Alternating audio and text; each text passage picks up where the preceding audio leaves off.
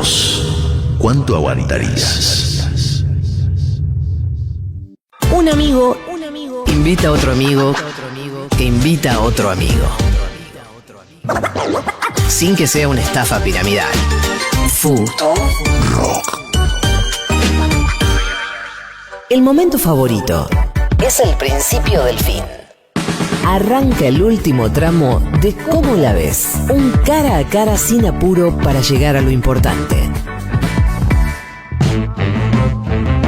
35, ya está con nosotros Dani Steingart de la Fundación Fundar. ¿Qué sos de Argendata? ¿El director? El curador Argendata. Presidente de Argendata.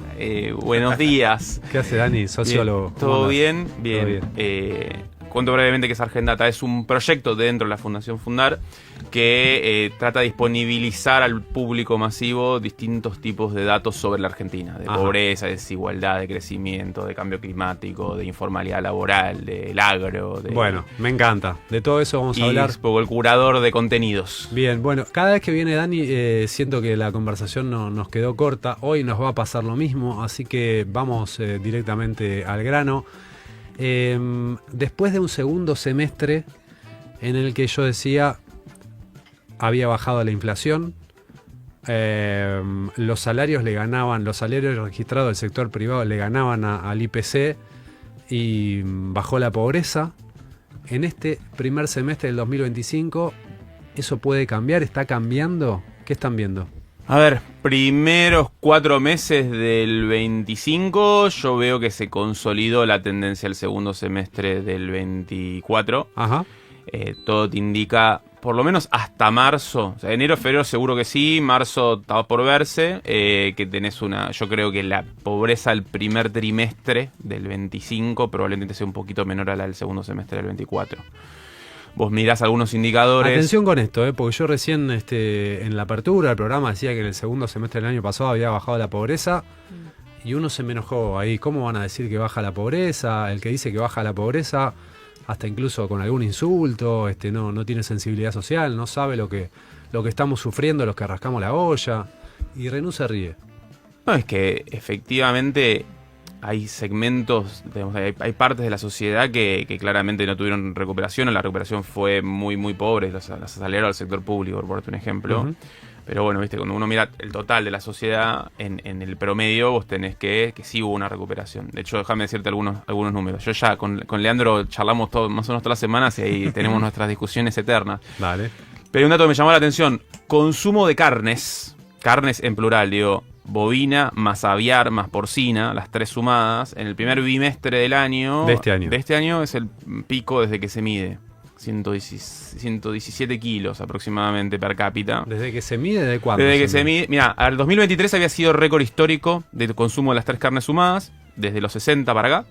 La bovina viene cayendo, pero viene creciendo mucho la porcina y el aviar. En el 2024 el consumo de carnes cayó, producto de la crisis, pero en lo que va de 2025 tenés una recuperación muy, muy fuerte. De ese bimestre comparado con los bimestres anteriores. Claro, enero-febrero del 25 contra enero-febrero del 24, del 23, del 22, del 21 y yendo para atrás. El consumo de leche creció, ¿no? El consumo de leche algo recuperó, sí. Entonces, acá hay una discusión que con Leandro siempre tenemos, que es qué está pasando con el consumo. Porque dice, ¿cómo puede ser que baje la pobreza si el consumo en súper está por el piso? Es verdad, el consumo en súper viene bastante flojo y ahí hay todo, digamos, No es un momento fácil para hacer los análisis porque hay muchos indicadores que se contradicen entre sí. Si vos tomás el consumo en general, no solo de la cuenta nacional. Sí, que está bien eso, tomar eso. Vos el consumo de todo, digamos. Que no es solo supermercados, sino la compra de autos, de electrodomésticos. Sí, o mismo los alimentos que no se compran en supermercados, o mismo, todo el resto de los bienes y servicios.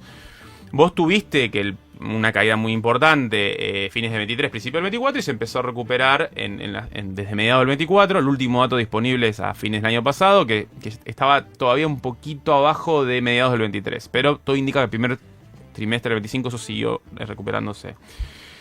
Lo que pasa es que cuando vos desdoblás eso te encontrás que consumo supermercado está... Pero perdón, consumo contra el actual, contra noviembre del 23, ¿cómo estamos? Consumo cuarto trimestre del 24 contra cuarto trimestre del 23 está arriba.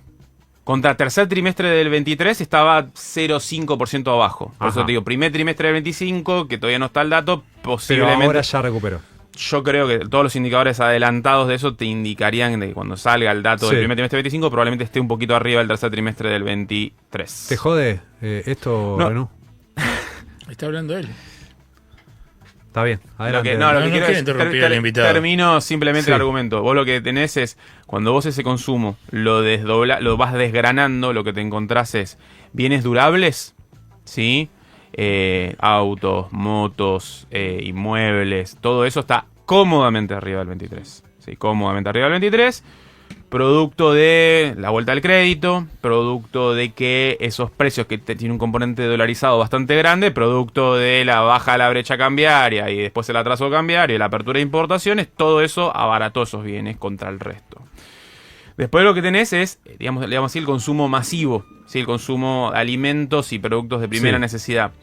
Y ahí lo que te encontrás es, también hay un panorama bastante contradictorio, porque supermercados está planchado, Sí. y te acabo de decir que el consumo de carnes, primer bimestre, fue muy bueno. Sí, pero consumo de carnes en conjunto.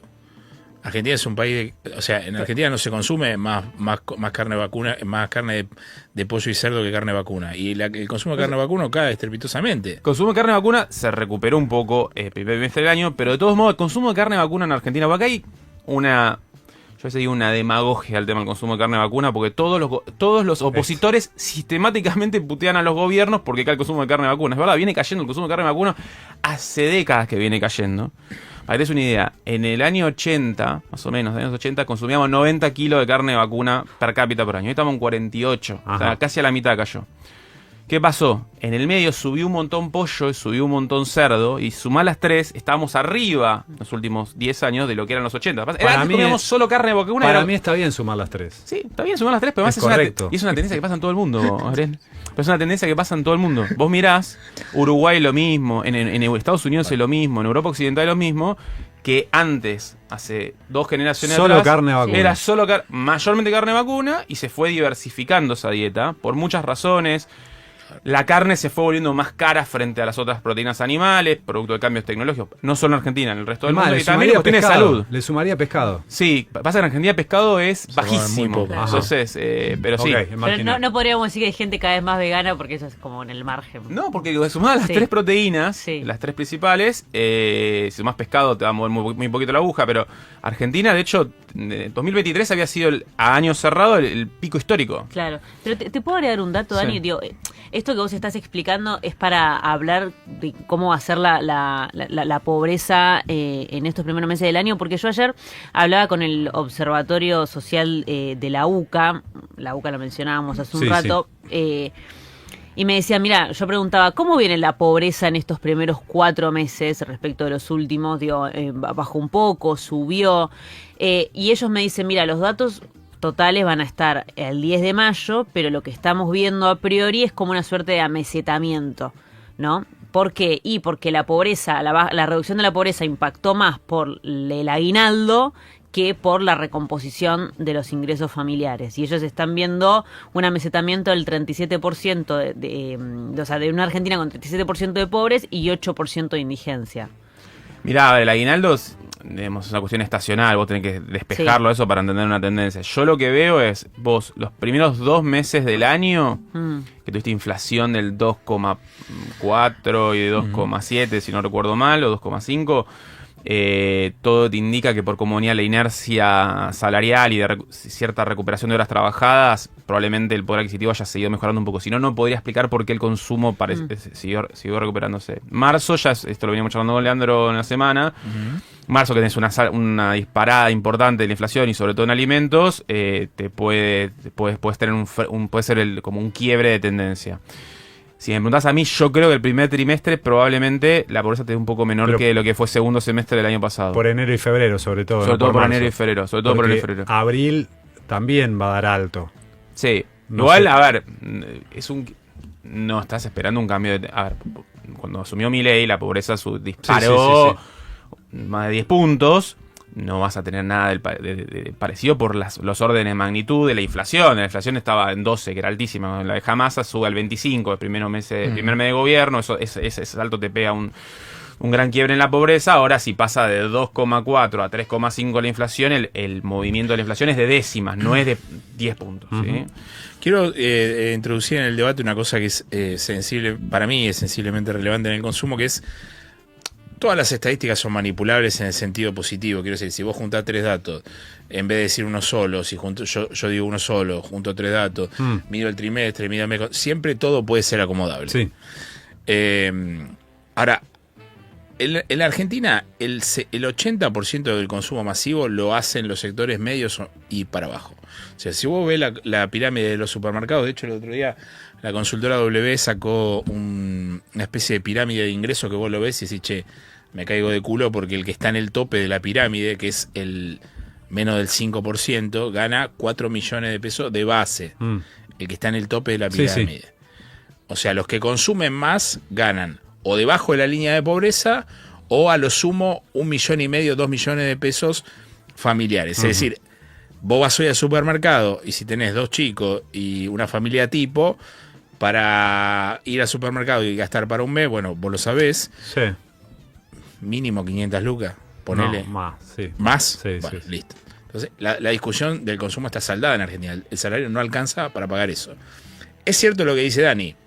Durable te crece mucho. Lo que pasa es que si vos tenés un escenario donde la gente no puede comprar una lata de arveja y hay un tipo que compra 2 autos, hay un problema distributivo. Un auto vale 23 millones de pesos. Si vos agarrás el indicador de la Capital Federal de Venta de Propiedades, creció 40% esta semana. ¿Cuánto vale un departamento? $80.000, $100.000, $150.000. Hay récord de venta de autos. Los bienes durables. Y motos, que es más popular. Está bien, ¿cuánto vale una moto? No, es un bien caro. Es un bien caro, pero que lo consume. Está bien, Dani, pero no es que lo consume el 20% mayor de ingresos, lo consume sectores medios bajos. Está bien, ¿cuántas motos se venden en Argentina? O sea, no se vende pan lactal y se venden motos.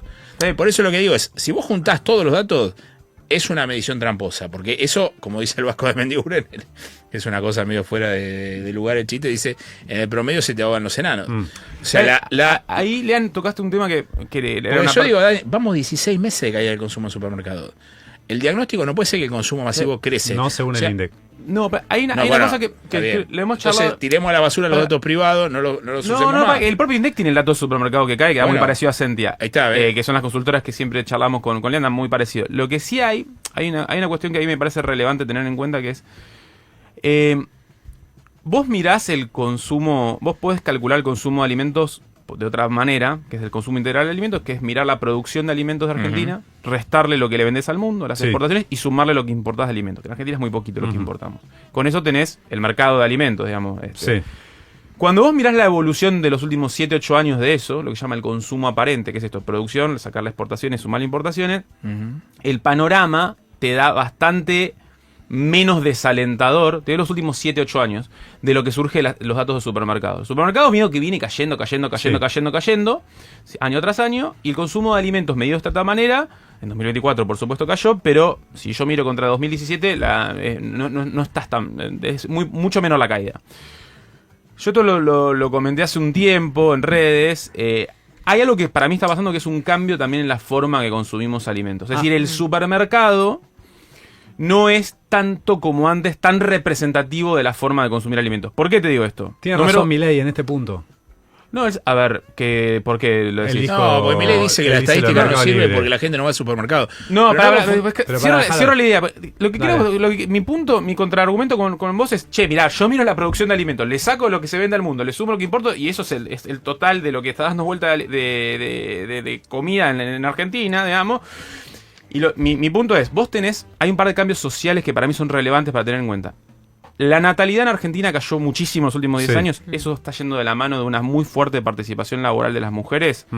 Eso muy probablemente significa que como hay mayor participación laboral de las mujeres, en lugar de ir tanto al súper, se consume más en, digámosle así, roticería o por pedidos digitales. De hecho, yo miro el empleo gastronómico en Argentina, el empleo formal gastronómico, y crece. Yo miro el empleo en otro tipo de comercio de alimentos y crece. Entonces, hay algo de quedarme solo con los supermercados que obviamente es un indicador que yo miro, pero creo que tomar eso como representativo de la tendencia no me termina de cerrar, digamos. Ajá, o sea, está bien. Porque puede estar teniendo cambios por estas razones, digamos. Y para mí es valioso lo que dice Dani, es valioso escucharlo, es valioso tenerlo en cuenta para el análisis. Y esto, no sé si él lo dice, yo lo digo, él no vota a Javier Milei, no tiene nada que ver con la ideología de Javier Milei, está en las antípodas de la ideología de Javier Milei, pero analiza los datos que él ha recogido, que Fundar recoge, que las estadísticas públicas, y nos advierte de esto. Para mí, no mirar los datos, negarse a los datos es, no sé, A ver, inconducente. Te voy a decir dos cosas al respecto. Uno, en 2017, me acuerdo... Bueno, fue funcionario del gobierno de Alberto Fernández, ¿no? Con Matías Culfas en producción, sí. Ujú.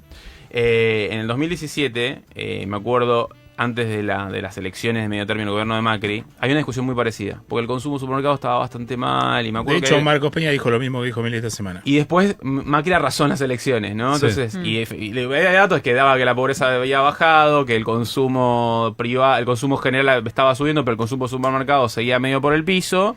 Y sin embargo, Macri le fue muy bien en las elecciones. Yo veo un parecido de familia en eso, y veo un parecido de familia en otra cosa, que es...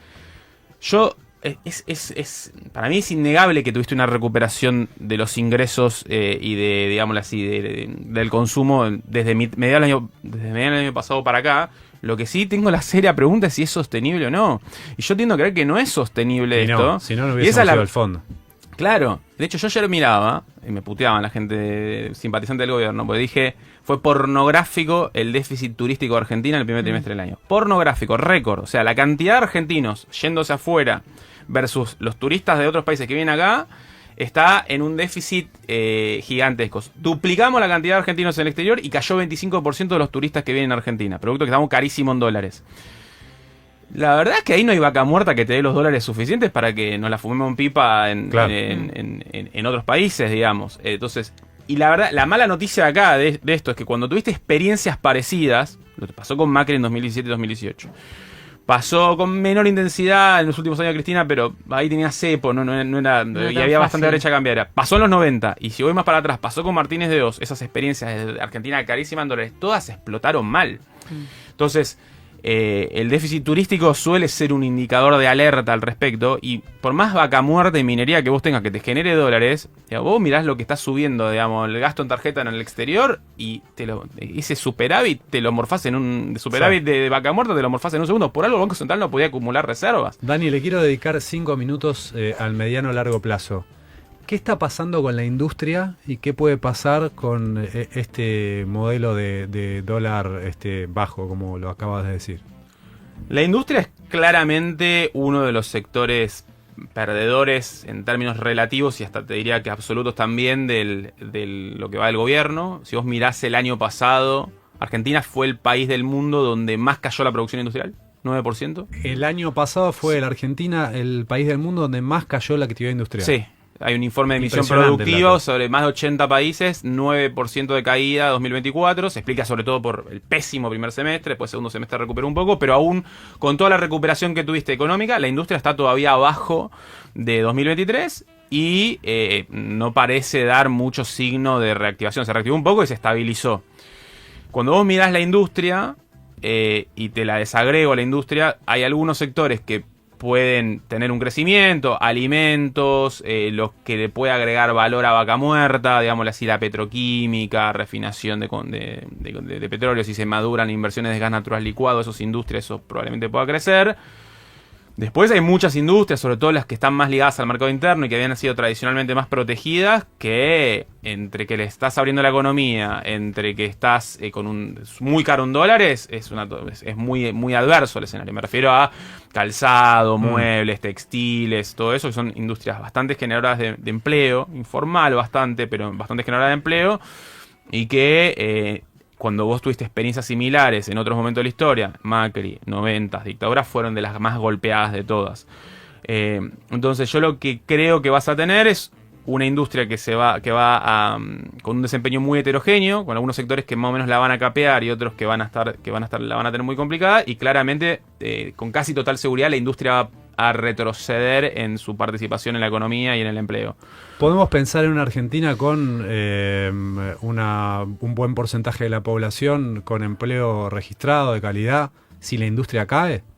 Y difícil. ¿no? O sea, la industria, lo que tiene, una de las bondades de la industria es que es el sector con mayores efectos multiplicadores de la economía. ¿Qué quiere decir esto?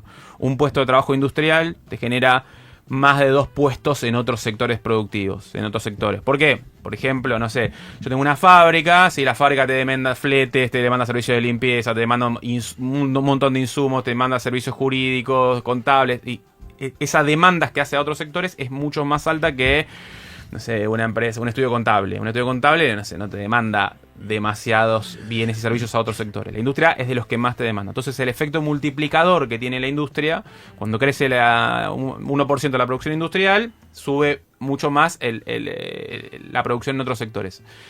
Si vos eso lo debilitas, vas a tener un problema probablemente de generación de empleo. Que de todos modos, a diferencia de lo que ocurría con los años 90... Yo creo que tenés un cambio tecnológico, que es el auge de las economías de plataformas, por ponerte un ejemplo, que hace que comillas, autofabricación de empleos, comillas, digo, hoy es más fácil que antes. O sea, vos hoy estás a pesar de 10 años muy malos en materia económica, el desempleo está en un valor muy bajo. Esta semana un empresario, Dani, me dijo, esto va a ser o Panamá o Paraguay. Bueno, entre Panamá y ¿Tiene Paraguay... alguna certeza?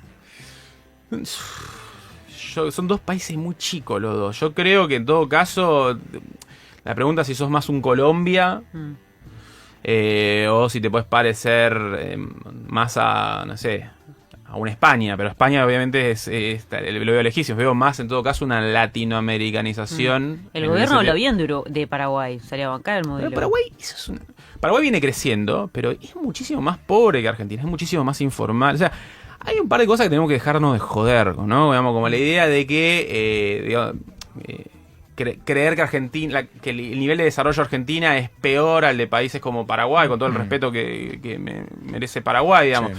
Vos mirás cualquier indicador y la calidad de vida es notablemente peor, digamos. Si fuera mucho mejor la calidad de vida en Paraguay, vos tenés que tener flujos migratorios de Argentina hacia allá y inversos, no ocurre. Claro.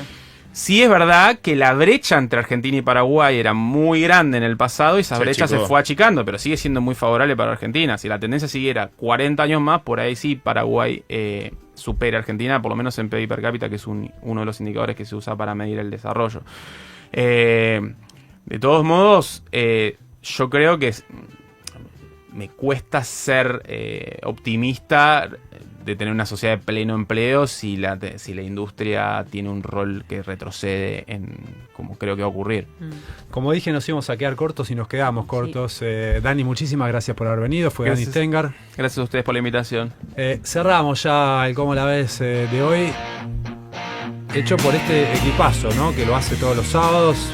Flor Trevino en la operación. En cámara Flor Fresa, en redes Santo Puncino, coordinación y cafecito, sí, Julio Valde. La edición es de Gonza Giacosa. Yo soy Gabriel Sued, acá con Leandro Renú y Nasa Lomagno. Nos reencontramos el sábado que viene a las 8 de la mañana para hacer Cómo la ves, como siempre, acá en Futurock. Abrazo grande, gracias por estar.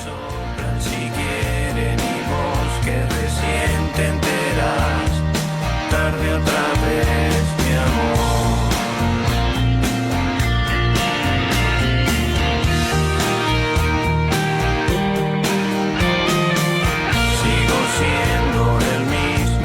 Siempre y te aburre mi voz.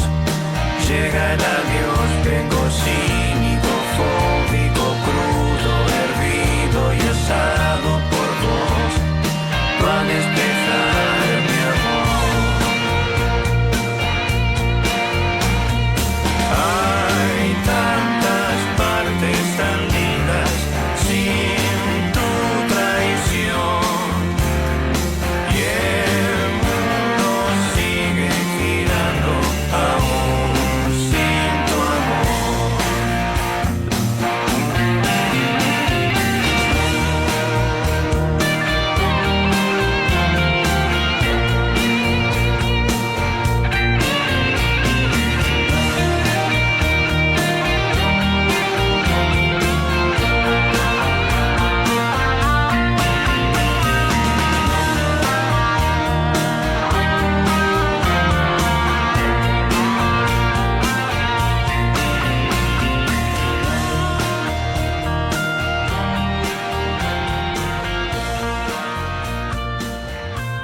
Superlógica, sí.